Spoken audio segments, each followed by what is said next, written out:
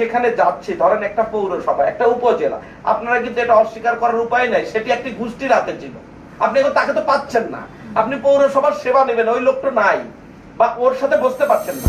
আমরা কার সাথে বসবো এটি বোঝার জন্য আমাদেরকে একটু সময়। নিরাপদ লক্ষ্মীপুর গড়তে সাংবাদিকদের সহযোগিতা চাইলেন নবাগত পুলিশ সুপার মোহাম্মদ আক্তার হোসেন। যদি আমরা যাই, সবগুলোর সাথে যদি আমরা যাই, তাহলে আমরা কি দেখব? যে কথাটি দিয়ে শুরু করেছিলাম, পুলিশের ভিতরের ভীতি এবং জনগণের আস্থা, এই দুই জায়গাটাতে যে বড় গ্যাপ, সেটির প্রভাব কিন্তু এখনো চলে আসছে। যে আমরা একটা পরিবর্তিত পরিস্থিতি তৈরি হলো 5ই আগস্ট থেকে আজকে দেখেন প্রায় 1 মাস, কতদিন হলো? 15 দিন বা 1 মাস 17 দিন। 1 মাস 17 দিন সময় লাগলো শুধুমাত্র 64 জেলার এসপি পদায়ন করার জন্য। মানে ইট টেকস এ লং টাইম। আপনার মাত্র সংখ্যায় কিন্তু 64 ইন নাম্বার। এবং আমরা যদি মনে করি, এমনও মনে হতে পারে যে, মানে আমি জাস্ট একটা উদাহরণ দিয়ে বুঝালাম। এরপরে আমাদের কিন্তু বিভিন্ন লেভেলে পুলিশের মধ্যে, ধরেন আমি দেখছি পুলিশের মধ্যে যেমন ডিপ্রেশন আছে, ভীতি আছে, আতঙ্ক আছে, অনীহা আছে, অপরাধ বোধও আছে অনেকের মধ্যে। সব মিলিয়ে পুলিশকে নিয়ে এসে এখন এই প্যারালালে কাজ করার জন্য আমাদের কিছুটা সময় প্রয়োজন।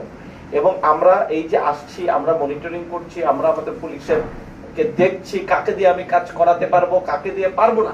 এগুলো কিন্তু এখন জাস্ট এই যে আমি আসলাম, এরপরে কিন্তু আমার ডিস্ট্রিক্টের ক্ষেত্রে আমার অবজারভেশন দরকার। তো অবজারভেশনটা কিন্তু এমন না যে 2 দিন 3 দিন 4 দিনে একটা অবজারভেশন হয়ে যায়। একটা অবজারভেশন দরকার, রিয়েলাইজেশন দরকার, এবং সেটা বুঝে ডিসিশন নেওয়া দরকার।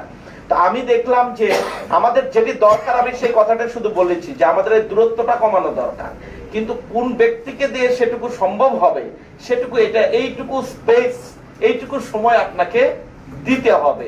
কারণ আমরা কিন্তু অনেক লেভেলেই আমাদের এই যে ইন্টারনাল চেঞ্জ বলেই ফেলছেন একজন, কিন্তু যে ইন্টারনাল যে চেঞ্জটা দরকার, তো কোন কোন ক্ষেত্রে ইন্টারনাল চেঞ্জ দরকার, কোন কোন ক্ষেত্রে এক্সটার্নাল চেঞ্জ দরকার, কোন কোন ক্ষেত্রে আমরা কার সাথে বলবো। এই যে আপনি বলছেন, আপনারা কয়েকজন বলে ফেললেন ভ্যান গাড়ির সমস্যা, ট্রাক, ড্রাম ট্রাক।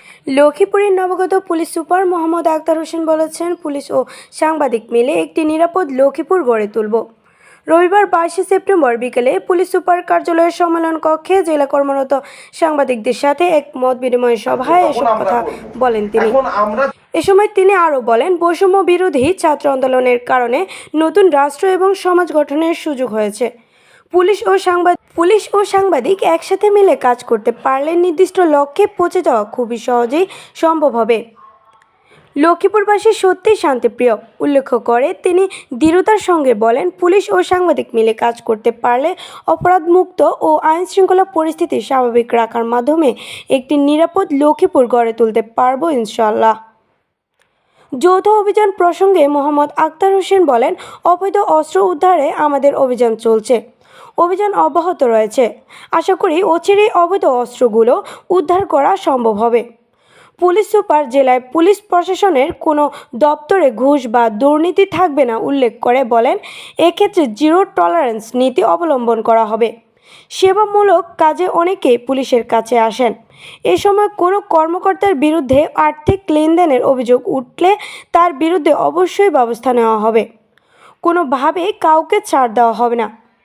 কিশোর গ্যাং প্রসঙ্গে নবাগত এসপি বলেন, কিশোর গ্যাংয়ের জন্য আলাদা করে ডাটাবেস তৈরি করা হবে। পূর্বে কেউ এই সংক্রান্ত কাজে জড়িত থাকলে তাদের ডাটাবেস দেখে কাজ করা হবে। সংশোধন না হলে পরবর্তীতে তাদেরকে শাস্তির আওতায় আনা হবে।